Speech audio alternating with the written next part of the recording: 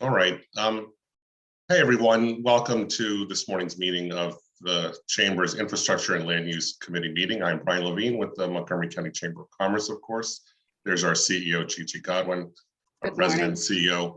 And before I hand it over to Bob, Bob Elliott from Land Team Development, our co-chair, I am going to introduce everyone. And I think we've all been talking already. I'll just go in order here. Mel Tull from Lead Development Group. Hi, Mel. Ryan White from Rogers Consulting. There's Bob, of course, and Gigi, who I already introduced. There's Susan Madden from the wonderful Montgomery College, and Tammy Watkins, a board member of ours from Pepco. And Angela Prentice, a board member from Apprentice Rain Associates, was on, and I think she's off again. Maybe she'll be back. And with that, welcome, Carol. I'm going to hand it over to Bob, our chair, to introduce you. As we discussed earlier, our other co-chair of the committee, Gus Bauman, is going to join us, I think, in a few minutes. He's finishing up a meeting that he had this morning. So Bob, take it away. Sure. Thanks, everybody, for coming. Obviously, I think Carol is not a stranger to many people on this call. A longtime Montgomery County resident, consistently serving the county for decades now in a very positive way. And most recently, for the benefit of all of us here on the call, in October was unanimously voted or appointed onto the planning board for the county. Carol had previously served, I think, for 13 years, I believe, in a role as the principal counsel in the council for the planning office. Also worked, I think, with county parks and a bunch of related pieces there. The acquisition of the Silver Spring, downtown Silver Spring, I think that was maybe several decades ago as well. And I believe she's currently serving as the liaison for all of the managed lane studies that are currently ongoing. Let's see, Carol, did I miss anything from your perspective that you would have liked me to have touched upon? Well, actually, couple of clarifications. Okay.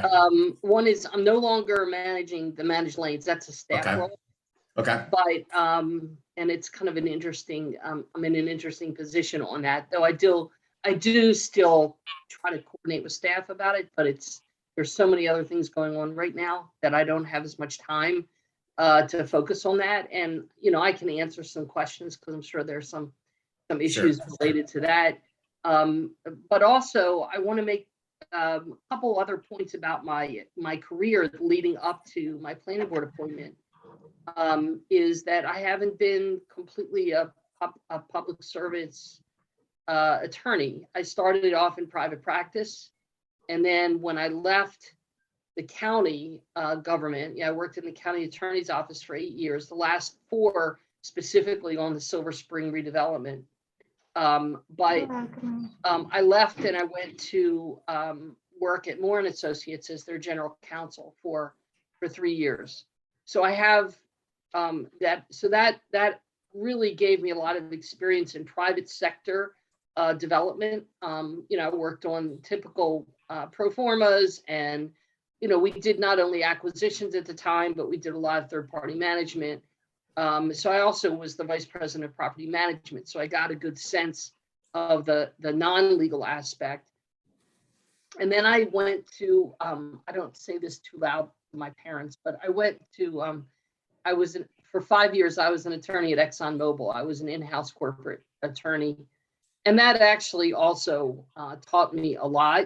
I was, because I think it's always important to have both sides of the picture, both the public and the private. But mostly my career has been, 90% of it has been in-house. And that's also a big, as an attorney, which is a big piece of how my kind of my work ethic has formed. I never ask, I'm not a no person. I always want to know what is it that my client, who also happens to be a member of my team, because I'm in the business, I always want to know what is it that they're trying to accomplish and get there, and figure out the way. That's what I've always felt like my job was to figure out the way to get to where we need to go. And I don't think that's much different than the planning board. I think that that's, and you'll see that one of my big questions is, or one of my big MOs is to sit down try to figure out what it is that, where people are looking to go and figure out how we can get there, realizing that I'm one of 5 votes. And a lot of the work, there have been several issues that I can talk behind the scenes, as long as it's not, it's one-on-one, because of course we have open meetings requirements. But I will ask the questions that perhaps the public can ask, because maybe we're in a work session and excuse me, and the public testimony part of a particular process is over.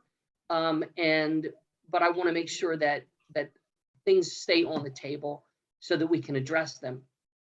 So I've worked on some of the Silver Spring issues. I talked, for example, a lot to different attorneys, just to Bill Commoners, to Steve Robbins. I had a long conversation with Tom Kaufman and Avi Halbert with United Therapeutics, just to get a good sense of what it was that they were trying to say, and how I thought the best way to get there was. So that's kind of who I am. And the planning board, just so you're aware, it's been on my radar for probably, I don't know, a good at least 10 years. I was always, my favorite part of my job was always sitting up there with the board. And especially during when Francoise was the chair, I had a great relationship, and I've knew them along, and I really, Norman Dreyfus is a very good friend. I have known him since 1989. So I always felt like, and they used to tease me and call me the 6th board member, because I would ask the questions that I felt like nobody was really asking or even afraid to ask because of their positions versus the position I had. So I'm trying to continue that while I'm up there, not be the 6th, but the 5th.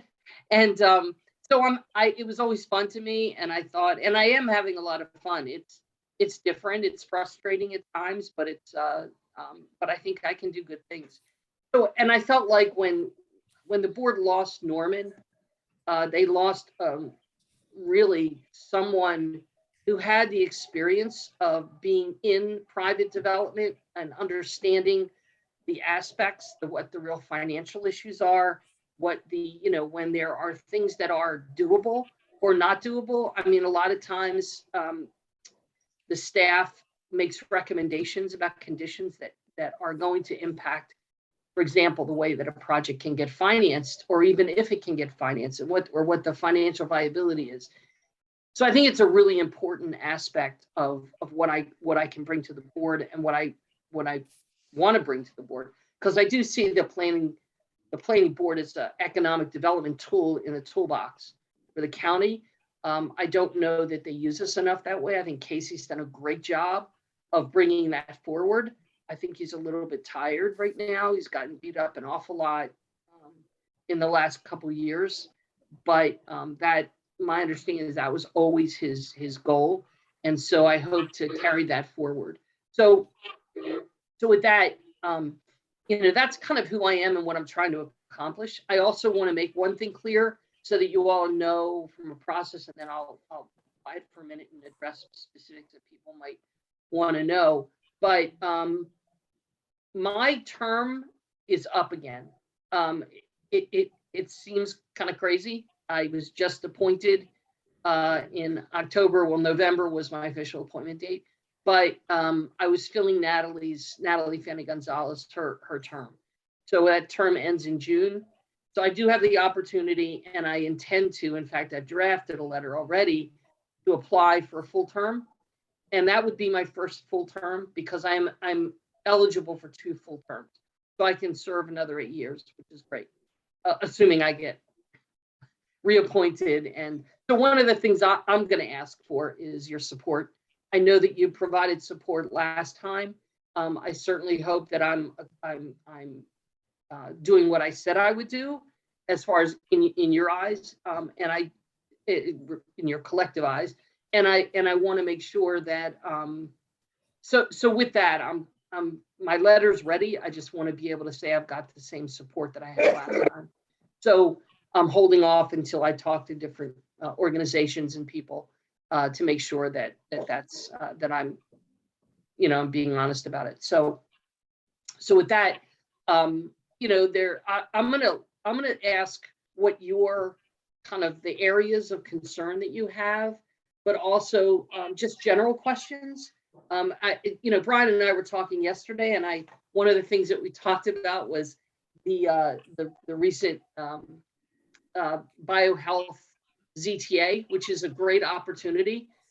Some of you may not know this, but that was based on that ZTA was largely based on the ZTA that was drafted for Amazon, and that was my baby. So when I was in the attorney's office at the planning board or the planning department, Nancy and Florine at the time insisted that I be the lead on that, and she didn't want to go into the county attorney's office. So I worked with a great team of planners, and we worked out what we thought was the best, because I know that for development projects, which also kind of domino into the ability to bring businesses to the area. It's time, it's two things. It's time, it's all about time. It's speed to market, and it's about certainty, and it's about understanding. Sometimes we may not like a particular requirement for an amenity or for, some kind of a public contribution. But if you know what it is up front, you can develop your pro forma in an appropriate manner so that you know what it is up front and know how to deal with it. So I'll give an example of that, which was a discussion I had with staff. I wanted to make sure that in a project, in an application under the CR zone, where so much of the requirement is ground floor retail. All right. So I understand that the purpose of that is the pedestrian experience in a downtown area, in an urban setting where the CR zone applies. And my concern with staff, and I said to them, I want to make sure that ground floor is neutral, is revenue and cost neutral. So I wanted to figure out a way. I don't know whether this is true or not. I was told, and frankly, if it's not, let me know. But I was told that many of the developers don't consider that ground floor as part of their pro forma because they're not going to be able to, there's no guarantee that they're going to pull off revenue from it. And so the other option on that was to make it more fundamental in its approach. In other words, it doesn't have to be ground floor retail anymore, at least in Silver Spring. And, and I think the future plans will address it the same way. It simply has to be, street activation. Let's talk about a way. And they're in the new world we're dealing with post-COVID. Street activation is a lot different today than it was, 5 years ago. And the retail business is different today than it was 5 years ago, or even 3 years ago. And so we can't rely on that as a continuation. We have to actually look at the fundamental of the reason for it. The reason for the ground floor, the street activation is to make a downtown an interesting pedestrian experience for people visiting the downtown. So with that, in Silver Spring, the Silver Spring plan, which was the most recent plan, you can see that we took out ground floor retail, made it street activation, required it only in very certain and specific areas so that we weren't, putting, I remember a project we were working on with around Westfield Mall in Potomac. And the question, originally it was, oh, you need ground floor retail. And we said, no, why do you need that? Because there's plenty of retail around. It was right next to the mall. There was no reason for it. So we didn't require it. And I thought that was a good move or a start for the board to understand what the real goals are. So, those are a couple things that I've tried to accomplish, or in the last 3 months that I've been on the board. So so with that, is there anything, a specific area that you'd like me to touch on? So I'll be quiet. So Carol, knowing that, and this is not a shy group, so I'm going to suggest to everyone that if you've got comments or you want to raise your hand under reactions on the bottom, there's a little thing where you can push raise your hand and I can see the hands.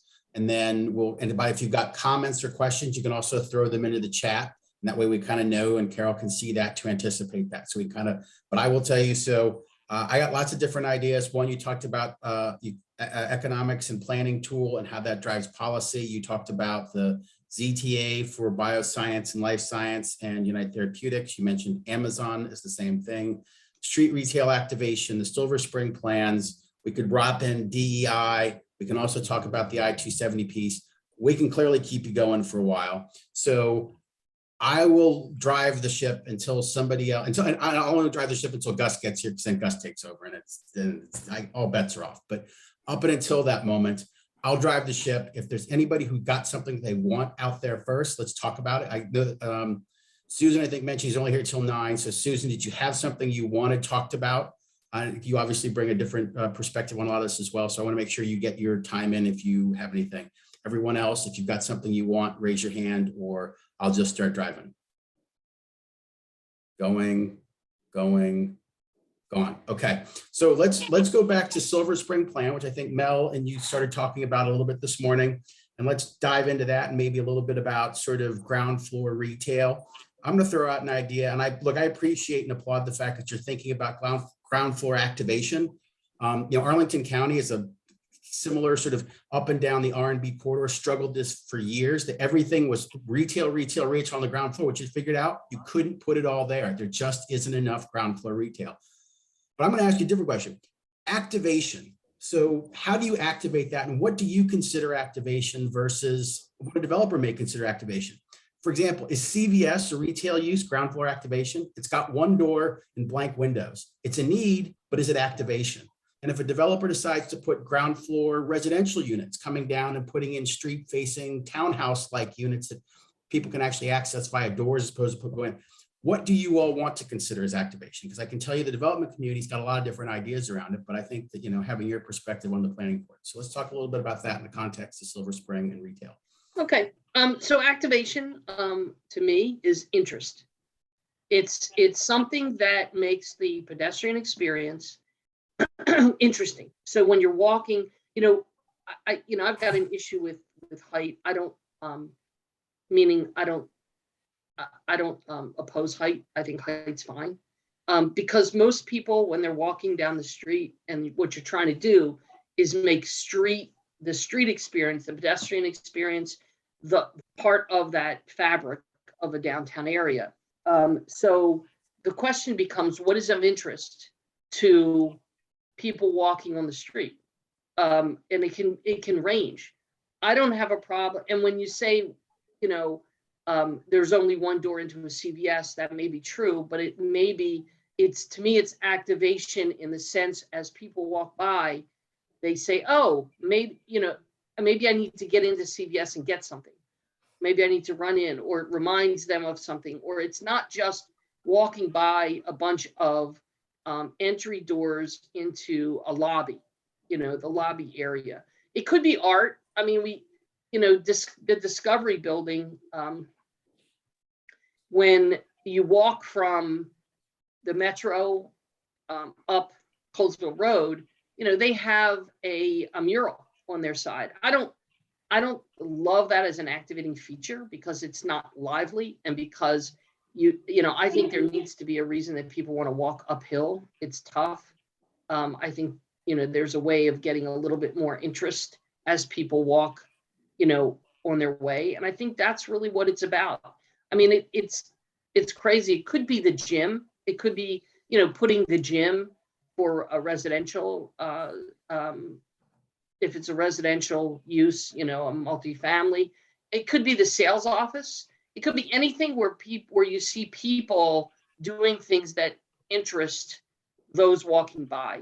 I mean, I've been a proponent of galleries For example, art galleries, small art galleries is a great opportunity because then people are stopping, they're looking, they're trying to figure out, oh, should I go in there? Or at least, hey, this is something that maybe I'll come back to. The problem obviously with art galleries is there's really not much revenue there.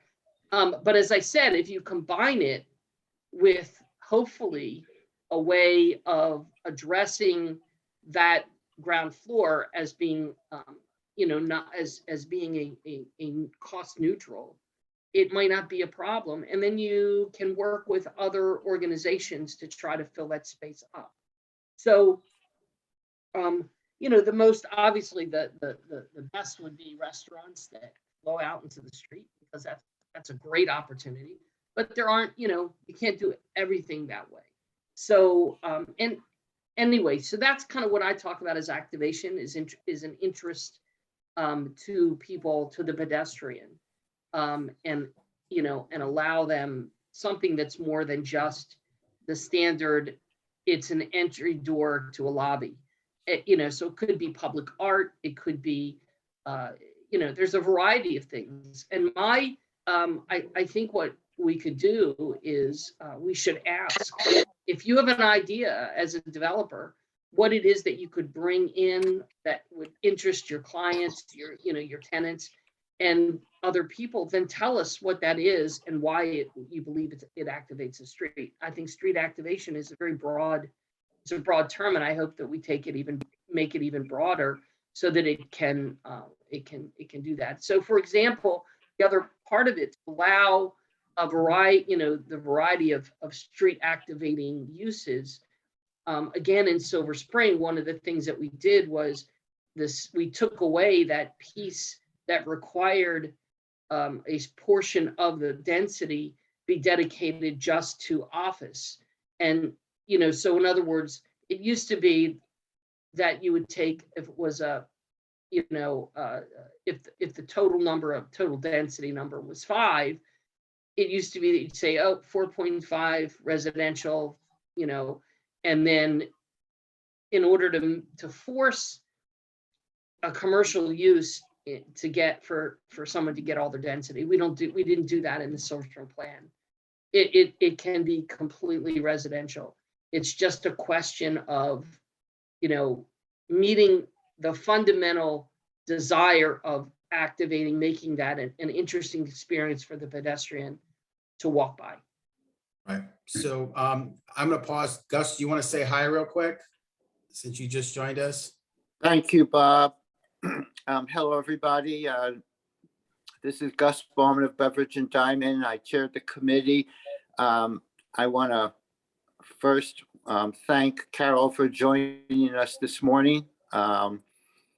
Carol and I go back a long, long ways, and it's just great having her now on the County Planning Board. So thank you, Bob, for chairing this, and Brian and Gigi and everyone who's on the call with Carol. One thing I think everyone is hearing very quickly, if you haven't met Carol yet, she is as candid as one can be. And so feel free to ask Carol your questions. You ask her a question, she'll give you the answer. Thank you, Bob. Yep, no worries. Thanks, Gus. So, Carol, following up on, I'll give you a developer perspective. Okay. It's effectively cost negative until you have a use. If we have to build the ground floor, and you have to build the ground floor until we fill it, it's a negative value. And so I appreciate the idea that retail is a negative, but it ultimately gets down to, for example, you said, just as an example, that maybe it should be the building management office or a leasing office or what have you. Oftentimes those are buried on the inside or a little bit closer to the edge, but not fully on the edge because of the economics of it.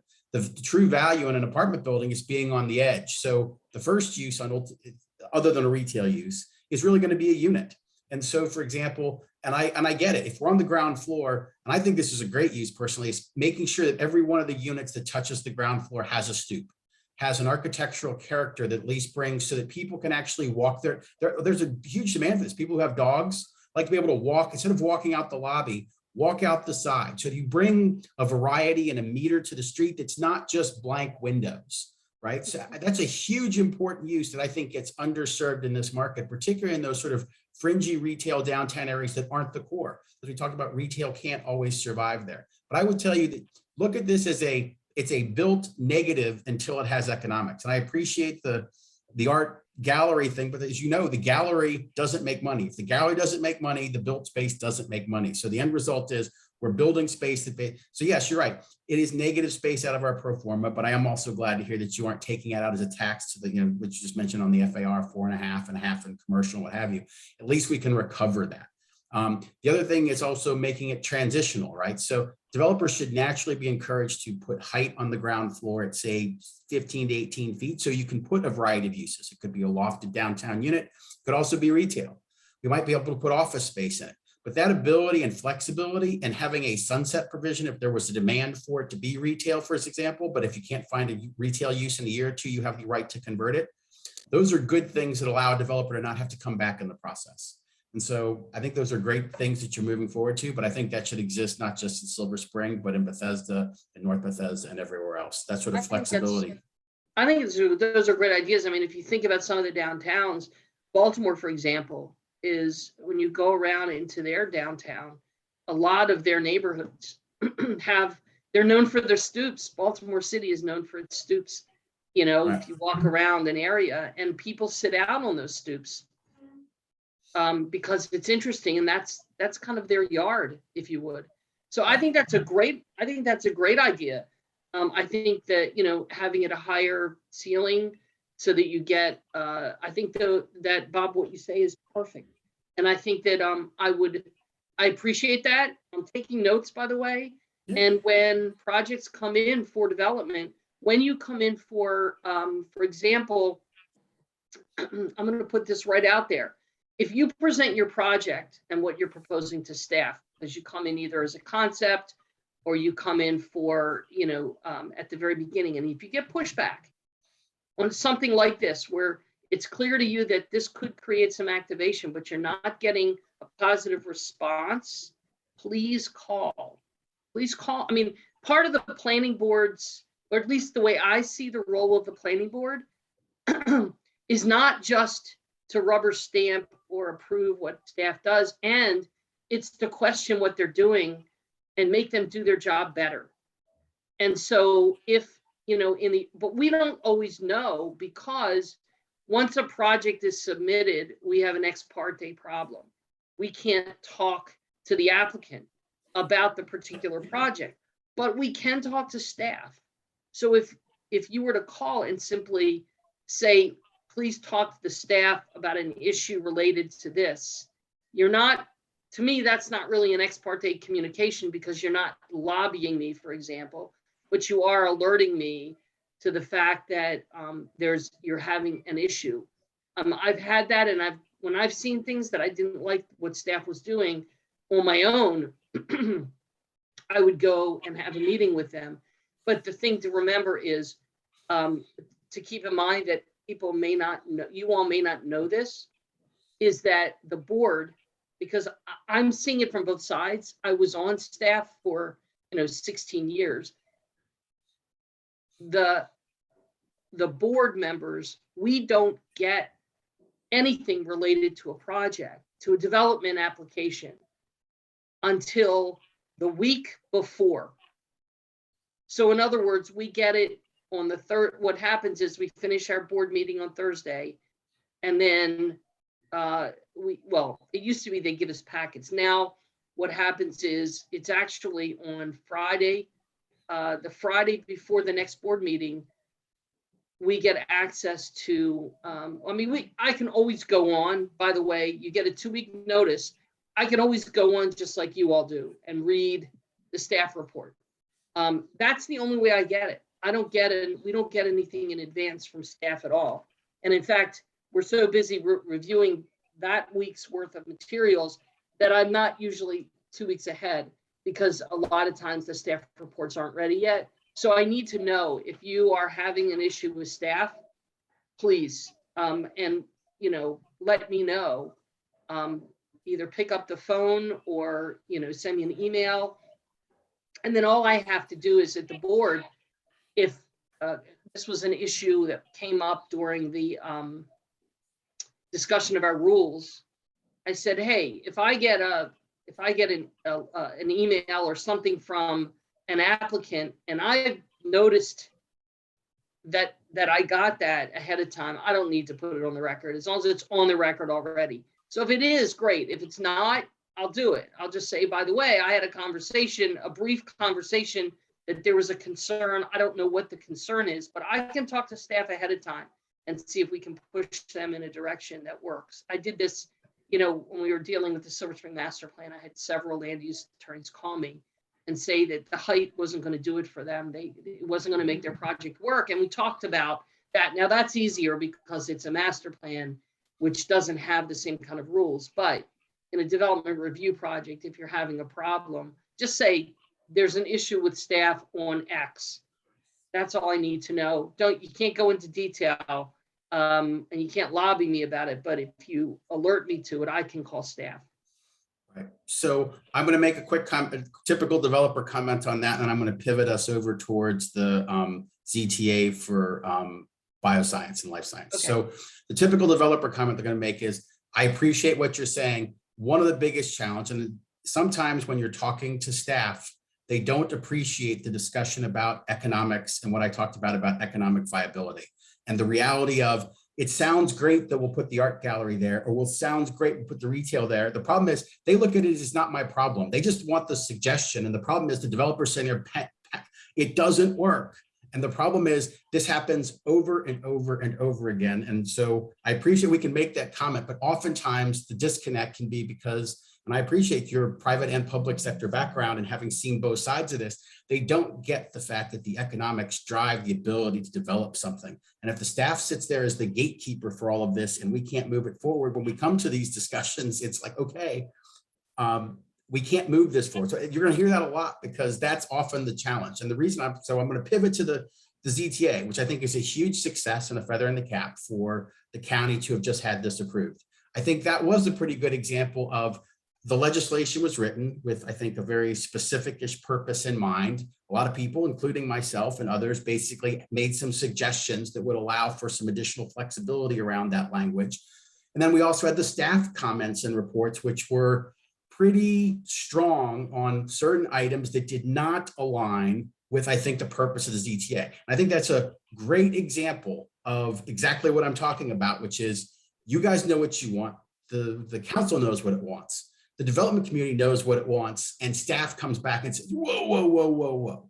That's a little much. So let's talk about that in the context. First off, ZTA is a win, right? So we can talk about this in the rearview mirror a little bit because it is a win. It's a good win for the county. So let's talk about the ZTA. Let's talk about the use of ZTAs generally. We can talk about the Amazon one, which everybody kind of talks about in the shadows, and we all kind of know it's out there, but it still hasn't been released. So let's talk about the use of ZTAs and Unite Therapeutics and that. So I'll let you have some airtime and everybody else. Leslie's joined us as well. I see that. Leslie, I know, was in the ZTA camp on the bio life science one as well. There may have been others. So Carol, back to you, and then everybody else chime in as needed. Okay, so as I said earlier, I was very familiar with the ZTA as was drafted for Amazon, or a signature business headquarters is what we called it. One of the things to understand about a ZTA, if you're not in like a ZTA, a zoning wonk, is that zoning text amendments, the reason they're dangerous is because they have unintended consequences, because a zoning, it has to apply throughout the zone. It can't be applied. It's not supposed to be used for an individual project. It's supposed to be a general application. So one of the first things we have to do is look at it and how it would apply generally to make sure that it's not going to, create a problem that didn't exist already. So in other words, just that we can't rearrange the deck chairs on the Titanic. You have to fix the problem that it is. And I can tell you that when the Signature Business Authority ZTA was drafted, there was a lot of concern in the planning department about one day somebody's going to come in and want to use that for other things. Oh my God, what a problem. that other businesses want to come to Montgomery County, and we might have to address them quickly. So it was just one of the things that we had to push back on. I'm thrilled that they're using it for the biotech science, and I would love to see, frankly, I would really love to see that the planning department gets enough resources to be able to do this on a regular basis. I mean, I think putting the timeframes, the initial timeframes onto review and approval of development applications was a great thing, because it forced, the question of when is this going to get done. I don't know if you all know this, but when I took over in the law department, in land use law, in that section, there were, and this does tie back, there were resolutions. For those of you, the resolution is the trigger point. In other words, you get 30 days after the resolution, somebody can challenge a planning board decision, but it's triggered at the resolution date. Okay, so it doesn't matter when the board approves it; it's when the resolution is approved. And so when I came into the law department, there was a backlog, sometimes of 6 to 8 months, for some of these resolutions. And the first thing I did was I got the entire staff, legal staff. All we did one summer, it was in August, was to review every single outstanding resolution and get them onto the books. And some of them were very difficult because there were no longer any board members who had been part of the original approval. So we had to I remember meeting with board members and saying, I need you to review this. I need you to listen to the hearing so that you can vote on the resolution. And I said, this will never happen again. So I actually instituted the process where the resolution is done at the same time that the board approves or acts on a particular application. They're still doing it somewhat. I don't think they're doing it as much as they need to do. And I asked about that, and it was, a lot of it is because if they, first of all, if there's a project that doesn't have opposition, there's no way that thing should wait. There's no way, because if you don't come to the hearing, you don't have standing to object. So if there's nobody objecting, get the resolution done, get it in there. And it's a speed to market, and it's an aspect of certainty for the applicant. So that's what I want to see in all development review. I can tell you that the big pushback that we got from staff and from the department, it actually, I'm not being derogatory against. I think Gwen is doing a great job, but she was very nervous about the fact she has a department to run, and she's concerned that we wouldn't have enough staff. And what happened was I sat down and said with staff, and I told them, you're not going to get any objection from me on this ZTA, because I don't know if those of you who are listening, when it came to the board, the staff, and you saw the staff report, they were pushing back because they were worried about resources. And I told them, this is a resource question. This is a resource issue. So if we can get this done, if the council wants this done, then let's do it, and then tell them what we need to accomplish it. Don't tell them we can't do it. So I would personally love to see this time frame for everything. But I can tell you, we really don't have the staff to do that. But, and I don't want to bloat government, but it could be, and I could talk to Gwen about it, is that we're getting a little bit quiet on master plans in the next several months, because the major master plans, it's an election year. That means that, some of this is a legal requirement. Some of it is just the way that the board does business, that the council does business. If you go backwards, a master plan implementation, other than development review, but to get it approved, you have to do your map amendment on your zoning. So that takes a little while after the board or after the council has approved the the master plan. So if you work backwards, you really need time to get the map amendment under the same council that approved the master plan. And because of something that happened years and years ago, the council during, between a primary and technically between a primary and a general election is not allowed to make any zoning changes. So essentially, you've got to get to the end. You've got to get to the sectional map amendment before the election. So, and because the council loves to have to redo everything that we've done, that the board has done, and have multiple hearings and in committee, and then it goes to the full council. It takes a long time to get master plans done in that regard. I mean, I would love it if what I would really love to see is if the planning board and the Fed committee could work together and review some of these master plans to do a parallel course, an overlap or something to save time on master plans. But I can't solve all those problems. We'll see what happens. But because of that, I don't think the next probably until the end of the year, we don't really have any major master plan issues coming up.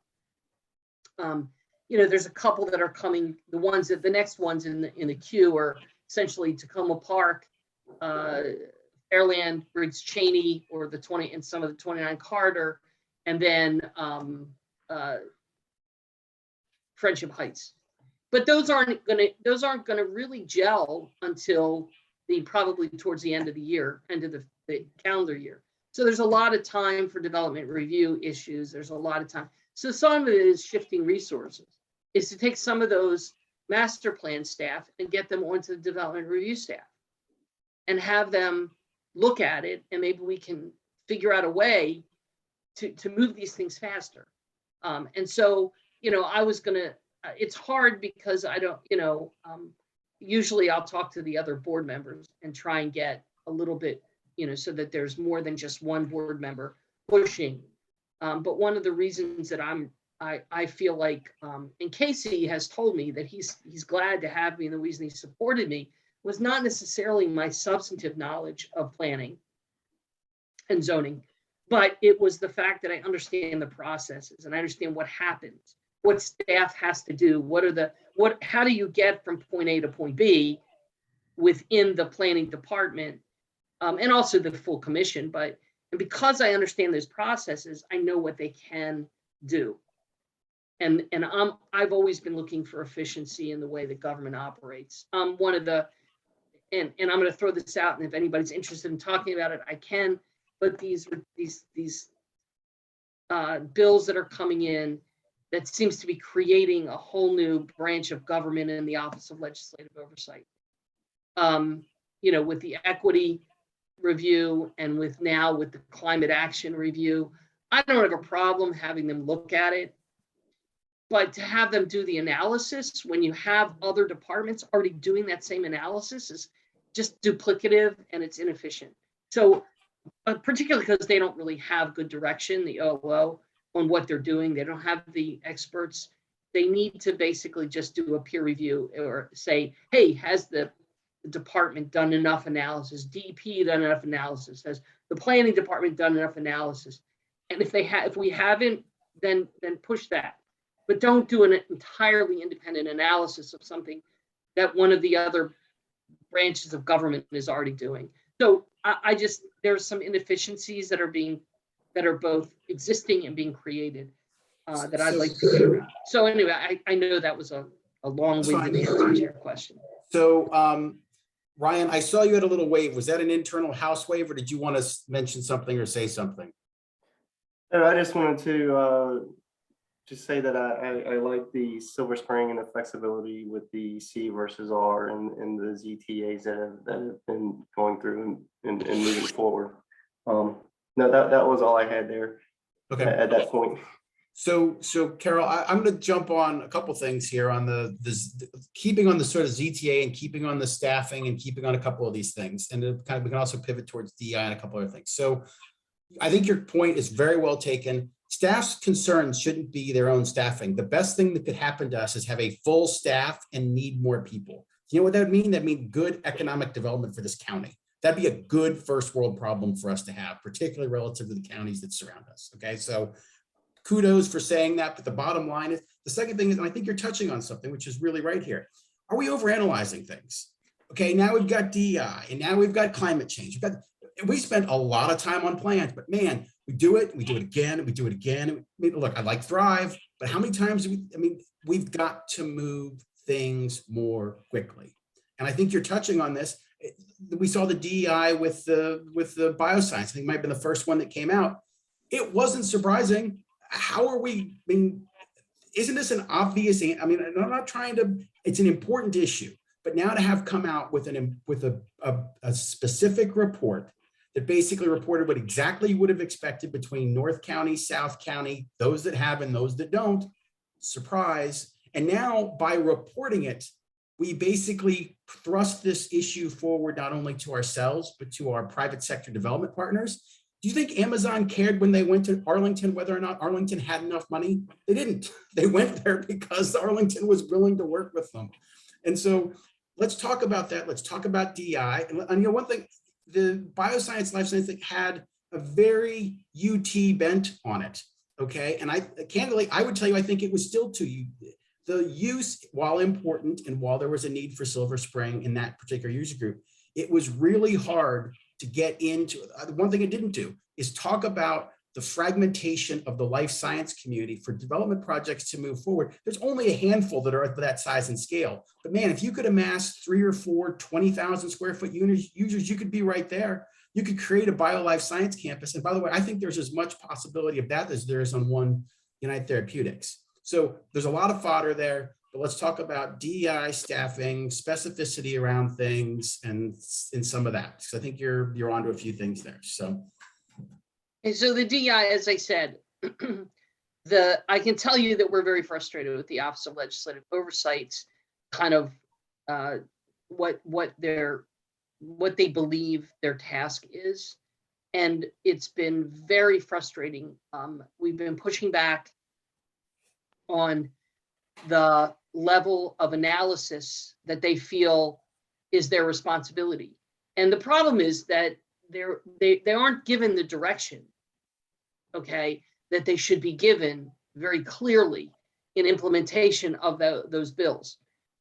They should not be hiring new staff that has an expertise in DEI or an expertise in even in climate issues. They should be the staff should be able, it's the Office of Legislative Oversight. It's not the Office of Legislative Analysis. So they should be overseeing it should be very clear in the legislation who the lead agency is with regard to the analysis, and what the Office of Legislative Oversight should be doing is indicating whether they believe that the analysis that's been done or being done, because they should work hand in glove with the department that is responsible for the analysis, so that the analysis is being done early on and at the right time and by the right people. And then if the Office of Legislative Oversight says there isn't enough detail in here, then that's their report, not what they believe their independent analysis is, because then you've got, it's a battle of the experts. And I use the word experts, with air quotes. It's been very frustrating. And that was one of the issues that I brought up when the OLO, when the bill came before the planning board on the OLO analysis of climate action. I said, we got to push back on this, because it doesn't make sense for them. What are they going to do? Hire a whole new department? We already do this with the Department of Environmental Protection. We already look at the climate impacts. We may not look at everything that the council wants to, but the council put a requirement on the planning department that in master plans, we need to include a carbon footprint analysis. All right, so expand on that. Say what else has to be included as an environmental analysis of a master, when you're doing master plans or any regulatory kind of document that or analysis that the planning board does, because we bring in the right experts to do it. We do it at the early stages, so it's part of the recommendation that is made to the council. It shouldn't be a completely different, and that just holds things up. And it's inefficient and it costs money. They're going to have to add staff. It just doesn't make any sense to me. So I don't know if anybody was watching it, but I was the first one who pushed back on it. The concern I have is that, it's an election year. So the council is kind of afraid that if they're not very clear, that they're not, on what they're asking for, it's going to look like they're not climate friendly or they're not DEI friendly. It's not about that. It's about how to do it in the most efficient manner. We hear you. We hear what the public wants. We hear what is necessary as part of, the county moving forward in its with its goals, but it needs to be more thoughtful. And I think that that's one of the problems that we have. So I know that we talked to Casey. Casey talked about that. He touched on that when he testified. And I think that that's what we're going to be bringing up at the Fed committee when they go through this legislation for the climate analysis. What we don't want is the same thing that they did on DEI. I mean, they did that that's what's holding Thrive up. Well, That's the problem with Thrive right now. It's not moving forward because the council decided, okay, they need to hire their own consultant to do a DEI analysis of Thrive, and they want to make it, more on the forefront of the plan by having its own chapter. It's in there. It's already in Thrive. It's just not in in one place. It's all over the place in the plan to make sure that, we understand that DEI is an important aspect of anything, but it shouldn't be the guiding point. That shouldn't be the reason that you're doing things. You want to make sure it's done in an appropriate fashion, but that shouldn't, it's like a tail wagging the dog, and it's doing it in a very inefficient way. So, I would ask that when you look at something like that bill that's coming up on climate action, my preference is that they do it the right way, that they do the process the way that is more efficient with government, and then they apply it to the DEI bill and change that legislation and change it the same way. So that the Office of Legislative Oversight is doing exactly what they're supposed to do. Oversee it, get involved in the early stages so that when the plan comes forward, or when any legislation comes forward, it doesn't hold it up. Let's keep on track.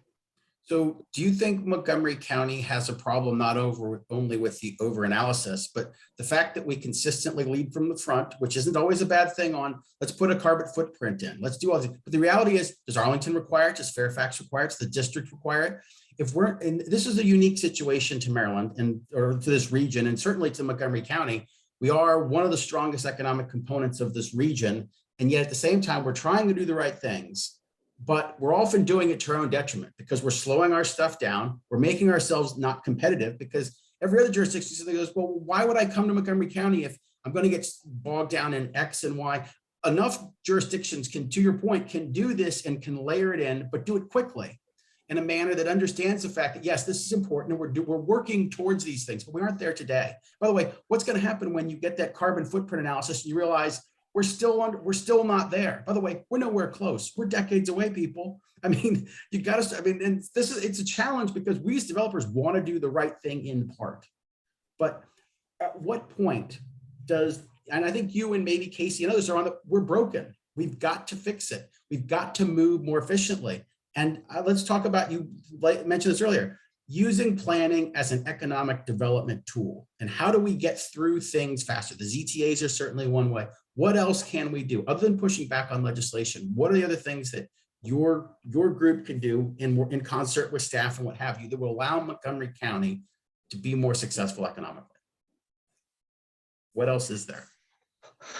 Well, I think that there's partnerships that need to be developed and established, not just with, the different agencies, But I think we can have partnerships with, I would love to have a really good, some good, strong meetings with discussions with the Economic Development Corporation. What can we do? You know, here's the thing. We are the planning department and the planning board. We don't have all the answers. Okay, we know land use. Okay, well, we don't, I can honestly say, we don't have enough people in our office who do a good, ever since Jacob left. I mean, Jacob Sesker was probably the best at doing economic analyses. We haven't had a really great, you know, he did a really good job with that. We need more people doing that kind of economic analysis, but we need to do it, as I say, hand in glove with the other agencies that are doing it. But I want other partnerships. For example, Susan's still on the phone? I think she's gone. We should have, one of the things that I objected to in Silver Spring was there was no discussion of a partnership between the planning department and the college. And they have a huge, you know, they're a huge part of South Silver Spring. And yet there was no real discussion with them. The Board of Education, we've been trying to get the Board of, and I'm not talking about just at a staff level. It needs to be at a high level because it needs the direction has to come from above.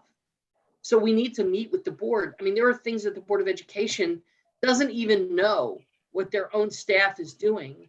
And they're not, you know, if they were to work with us and we could help them come up with ways to, I mean, schools, why is it that in New York City, they can put a school in the middle of the city and meet all the requirements they need for their students? But in Montgomery County, oh my God, we can't put a school in a, you know, we need the fields, we need this, we need that. We were going in that direction a couple of years ago with, in fact, this was actually, you know, one of my ideas when I was on staff is there was a study done about co-location of public facilities. You know, what can be done to make the government more nimble in a way? I mean, I'm not talking about just fields. You know, right now, you know, a lot of fields are shared between parks and the school system. What about libraries?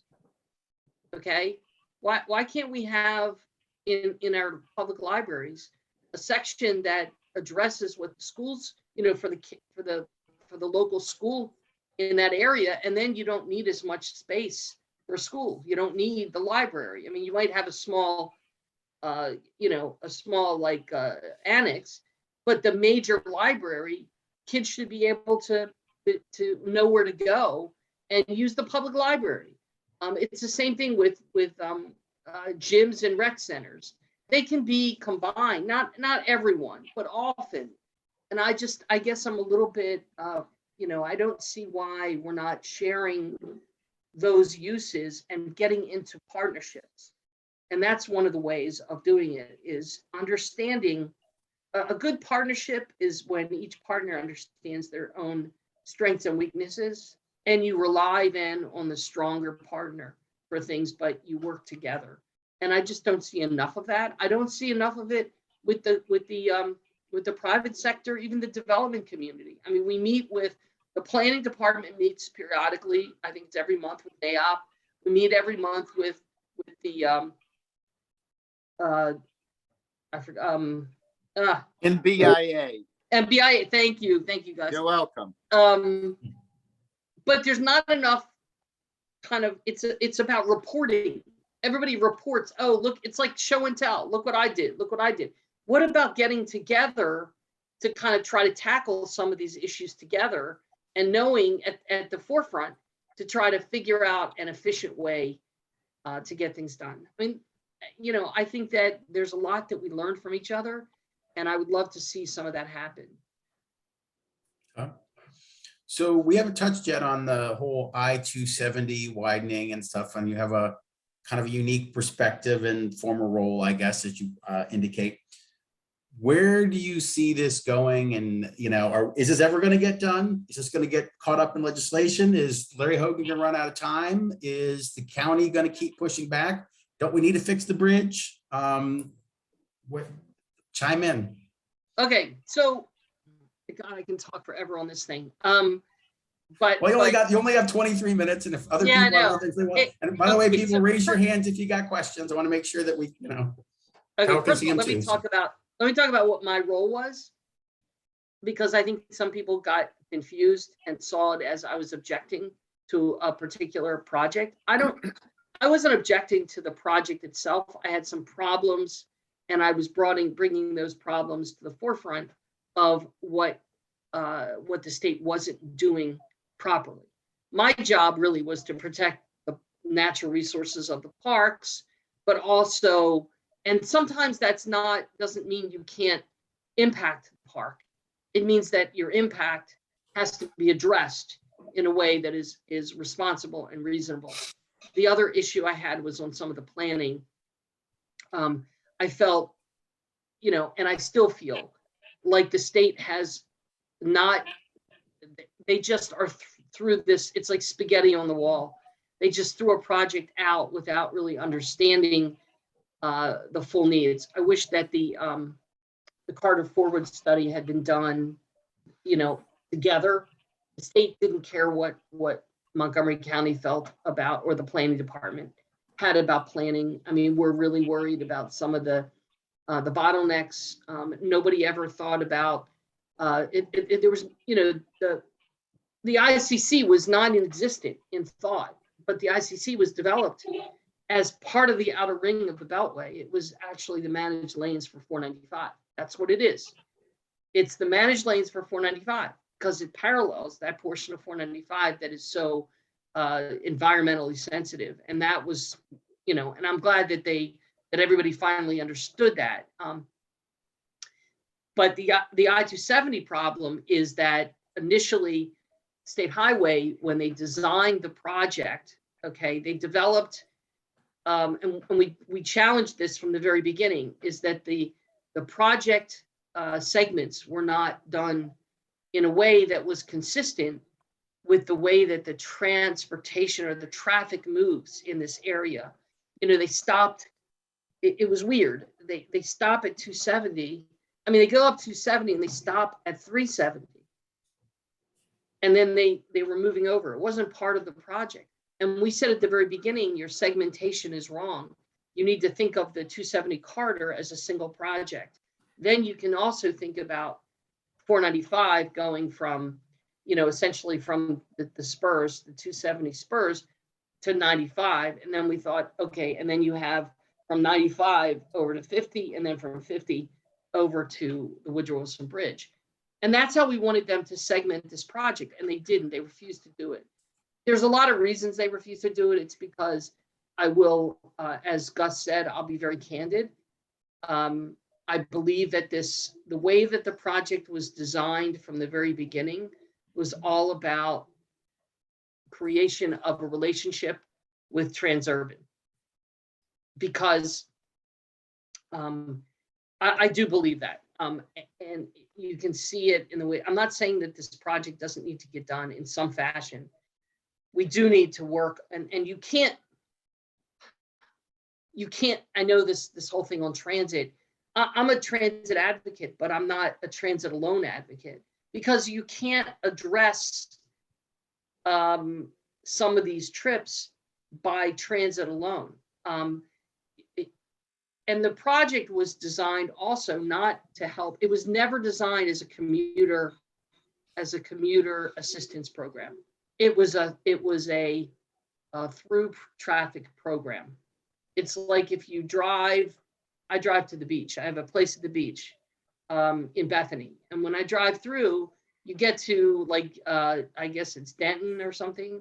And there's the, there's the through traffic, and then there's the traffic that is the business. There's the business route, and then there's the through traffic. So what they were doing, what this project did, was created a through traffic on top of the business traffic, because they didn't have an alternative route. So that's really what the managed lanes were originally designed for, is they were designed to get traffic from Baltimore to Tyson's. Okay, that's what they were looking at. And so that's the way they designed this project. And so the idea was, the pushback has been getting the state to go back and relook at it. My biggest fear is that they're going to stop. I'm not worried about them putting the managed lanes in. I'm worried about them stopping in Rockville and not going north, because there are so many ways that under the way that the contract is written with the private, with AMP or Transurban as the main partner. They have so many ways of getting out of and being able to stop and not having to do the northern section, because that's a different study and they're not on track together. And they can say, if the financials don't demonstrate that you can do it as a public-private partnership, then they don't have to build the northern part. So what is the state doing to give the people that live in the northern part of the county, in Germantown, in Clarksburg, and even people who live in Frederick and need to come down? What are they doing to assure them that that part of that segment of this project is going to be built? And why aren't they building it all at one time? They're just changing the bottlenecks. And in fact, the traffic is going to get worse for the northern part of the county before it gets better. So I'll take, I hear your concerns. I'll try to defend them from the benefit of, being devil's advocate here. Okay. I think of the Beltway as your heart. It's the heart of our region, and in order to feed into that, you need 270, you need 95s, you need all this. These are basically the major arteries and veins that come in and out. And the first thing you have to do is you got to make those wide. You got to make them big so they can receive it. And then you've got to extend them out, and hopefully those, smaller veins and arteries grow and can be wide to do that. But if you choked everybody and you did Frederick first or you did Baltimore first, then we would end up starving the heart, and the heart would die because everybody would arrive and nobody could go anywhere. So you had to start somewhere, and the ring is the logical place to start. In our region, I would tell you, it's from the bridge, at least coming around, maybe towards east, towards, Baltimore, and certainly up towards, up 270. Now, again, why stop there? Why not? Fair enough. But I believe, and this is my belief, is that the high volume is down here, but the money is actually in those long throughput. And that it's getting the people from Frederick, it's getting the people from the north down here as fast as possible, as the volume is the dollars. So I hear your point, but I believe that the reason the second piece gets done is because that's what they want. The economics that drive this is moving people as fast as possible, and that's what the lanes do. So doing this down here is basically a survival mode for now, to be able to draw the people in. And whether it's this corridor or the 295 corridor, that's my belief. And in the same way, I think the managed lanes in Virginia haven't gone out 66 or didn't go out 66. I think it's headed there. Now that there's support network that feeds them into 66 and you can use them, now they can take 66 and head out towards Manassas and everything else. And they're kind of doing it. So anyway, that's my belief. I may not be the only one who thinks that, but my belief is also, if they divvied up another way, the county still would have argued about it. Whether they'd stopped at Montrose or if they'd gone all the way to Clarksburg to the county line, maybe if we'd gone to the county line, the county wouldn't have said anything. But then Frederick County is going to complain too. So I think let me interject very quickly because of the time, and to try to moderate this little mini debate that's going on. Let me just note as just an objective statement here. What happened, candidly speaking, as an environmental attorney who knows well how the National Environmental Policy Act works and how it works in conjunction with other federal environmental laws that I won't bore you all with, and there are a bunch of them. The way they work is what led to the Intercounty Connector failing the first two studies, literally failing the first two studies, and only succeeding under the third study because the state realized that they had been getting inadequate legal advice and been doing things not, say, the right way under the federal environmental process, which led to the first two studies collapsing and why it took so long to get the ICC built. But on the third study, they did everything right for once. What happened here, to be candid, is that the governor's first Secretary of Transportation, who has since fled back to New Mexico, basically ran this study in such a way that people such as Carol Rubin understood that if this goes forward to completion, it will be challenged in court, and the odds are the challengers will win, and nothing will get built for another 10 years. Nothing. We won't even get the bridge underway. And so what people like Carol Rubin and some of us behind the scenes were trying to do was get the state to at least follow the federal environmental laws in a rational way, so you can at least get the bridge built and get certain other pieces built, and thereby not lose in court. They were going to lose in court, I can tell you that. So I understand, I understand what Bob is saying, but I also understand what Carol was trying to do. And as one who was intimately involved in the entire ICC study and litigation, as the person who authored the memo that went to the state and generated the third environmental study, which is what led to the ICC having a ribbon cutting in 2011, which allowed me to drive 100 miles an hour on the ICC the day before it opened. There was a lot of fun, by the way. But Bob, you're right. But the problem is what Park and Planning was trying to do was get the state to just follow the law so you won't lose in court. And I'm not going to comment on what the council was doing or our state delegates and senators were doing. I don't pretend that they all understand how federal environmental laws work.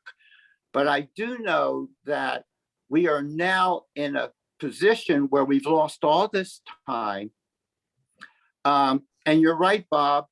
If nothing else can be done, we all know, everyone knows the bridge has got to be replaced. But they made the bridge part of the 495 project, part of the I-270 project. They put it all together. And I will tell you, because I'm so frustrated, probably in some ways more than you, Bob, and other people on this call with Carol, because I know what could have been done and should have been done was not done. And that I know it would have been in court. And I am confident what the federal courts would have done with this. So we've lost about, I will say, we've now lost about 3 to 5 years. And hopefully, regardless of what happens in the election this year for governor and et cetera, that groups such as the Montgomery County Chamber can work with people such as Carol and the County Planning Board, Park and Planning Commission to get things done right. Let me close with this quick comment on this huge topic, and that is what scares the hell out of me is that we are going to have a new county council, and it's going to move from 9 to 11 people, and a bunch of the people who are running, who are very possibly going to get elected at the June 28th Democratic primary, by the way, know nothing of what we all are talking about and are approaching issues like this from a purely ideological point of view.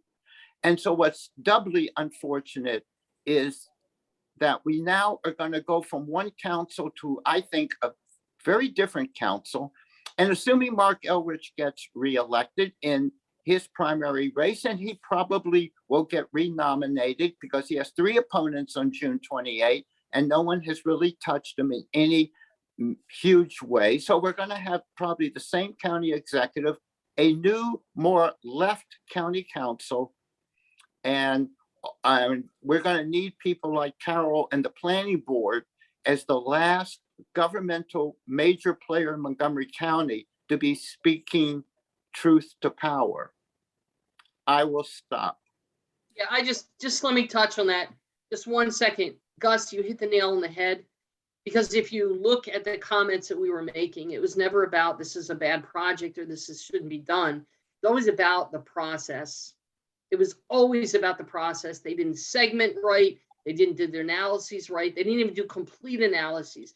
And the biggest problem we're going to have on the bridge has to do with the lack of it's the issue of resources, the cultural resources. It has to do with the environmental analysis. They left Plummer's Island off.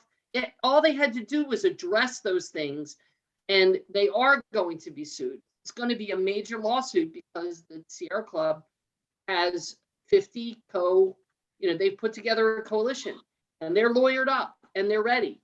And it's, what I used to say to the State Highway Administration folks when I'd meet with them is I said, look at what happened, and I'm not talking about the recent history, but look at what happened with the Purple Line. That was a project that people wanted, and it got held up for more than a year, and that has springboarded into all the other problems that we're having with it, because you didn't do the analysis the right way.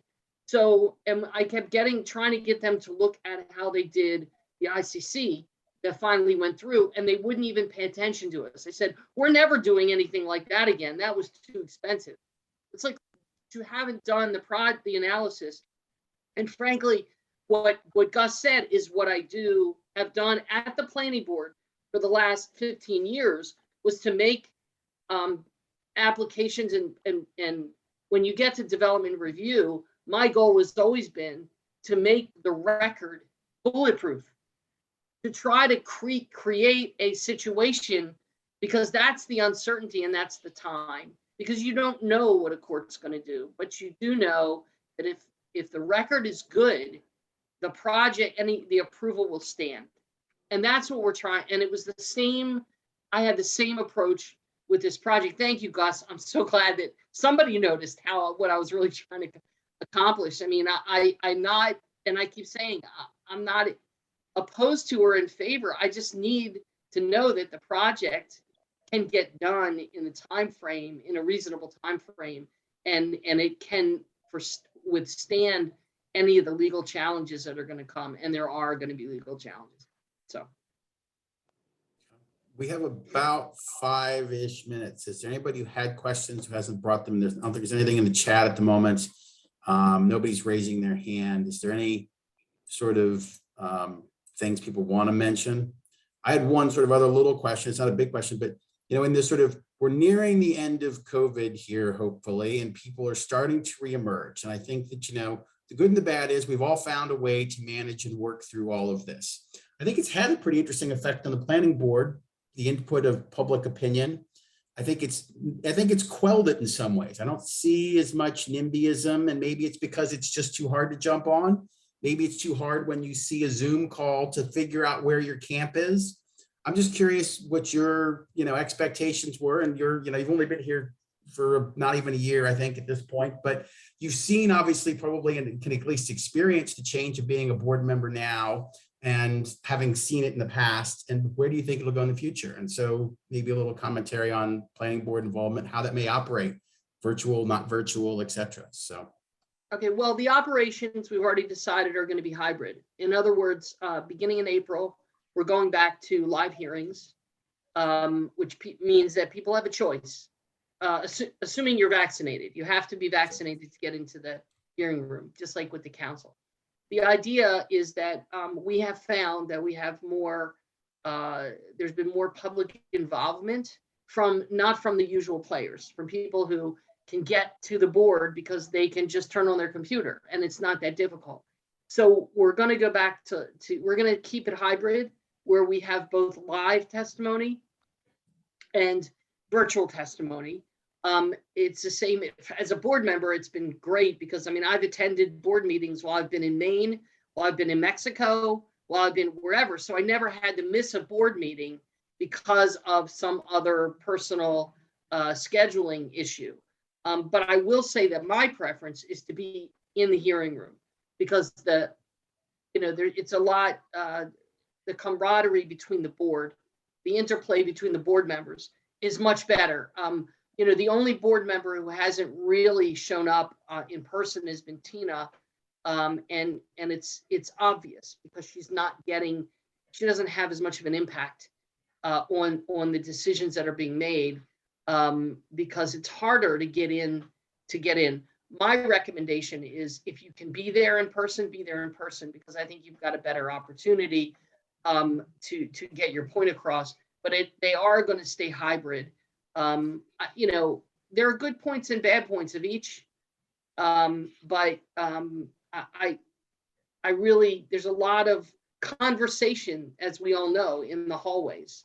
There's a lot of enduring breaks where people can talk about things that are sometimes related to what the hearings are about, sometimes they're not, but it's a good opportunity. It's kind of like, it's a lobbying effort that you can't do if you're not in a lobby. So, that's the direction we're going in. I was not on the board before. You know, when I started, they were already in their you know, online mode. You know, I found, as I say, there are advantages and disadvantages to both.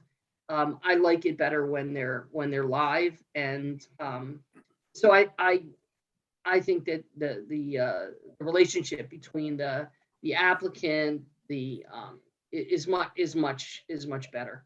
So I don't know if that answered your question, but that's kind of the direction we're going to go.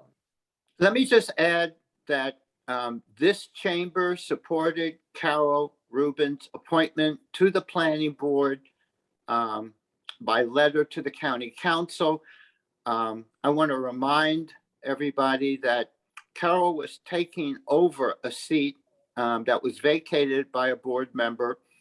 So Carol is now applying for a 4-year term coming up, and the council terms run on the planning board from June 15.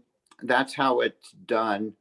So that the council will be taking up an appointment to the county planning board for the seat Carol now occupies. Carol has already said she intends to apply for a full 4-year term, not just the 1-year temporary that she's been holding. And I am confident that the county chamber, who supported Carol Rubin's candidacy, among other candidates who had applied last year, I am very confident that county chamber will be writing to the county council and endorsing Carol's candidacy for reappointment as well. I just want to say, I want to thank Carol for one, having the chutzpah to apply to be a member of the planning board. It is not as pleasant as it might sound to people. And then I want to congratulate her for moving from chutzpah to abject insanity, for deciding, you know, after a year of this, I'm willing to do it for 4 more years. So thank you, Carol. Well, before you got on, Gus, she said she might be willing to do it for 8. So she's got, this is her first qualifying term. You are, as Ed McMahon used to say to Johnny Carson, you are correct, sir. Let me note to the committee that on April the 5th, when we reconvene, we will be having Chris Conklin, County DOT Director, as our guest. So start thinking about what you want to say or ask of the County DOT Director, because you'll get your chance on April 5.